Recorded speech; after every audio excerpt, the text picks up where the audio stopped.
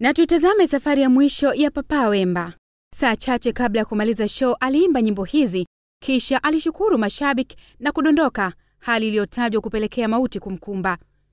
Huku akiwaacha mashabiki wake wa Afrika na dunia wakiendelea kumlilia na wengine kuibua maswali ya nini hasa kilichosababisha kifo chake. Shungu Wemba Dio Pene Kikumba, Papa Wemba amemwacha mkewe mjane Mama Amazon pamoja na wanaye katika wakati mgumu na majonzi makubwa. Hatimaye waandaaji wa tamasha la FEMUA wakazungumza.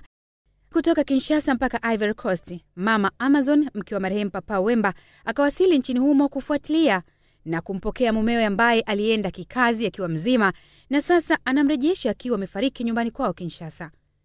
Kufuatia hali hiyo, nao mashabiki waandaaji wa tamasha la FEMUA nao wakaamua kumzungumzia Papa Wemba kwa mchango wake, wakisema, Papa alifanya kazi vilivyo.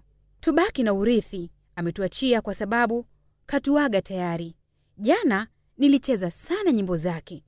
Papa Wemba ni mwimbaji wa kwanza duniani na wa kipekee hata barani Afrika. Naona ni wa kwanza. Kwa utunzi, nyimbo zake ni nzuri mno. Ni mtu ambaye alikuwa anapenda kazi yake na alikuwa anajua kuitetea. Jana kuna watu walikuwa wakiniomba nifanye naye kipindi kuhusu maisha yake. Papa Wemba tunampenda sana, ingawa si wa rika letu. Narudia, tunampenda sana. Tunampenda kwa kuwa alitengeneza nyimbo nzuri akiwa na kundi lake. Wametuonyesha mambo yasiyo ya kawaida, daima tutamkumbuka. Huko kijijini kwao Kinshasa hali ilikuwa hivi.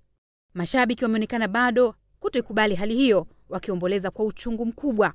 Kadhalika, wanamuziki mbalimbali nao wakaendelea kutoa salamu zao na rambirambi zao.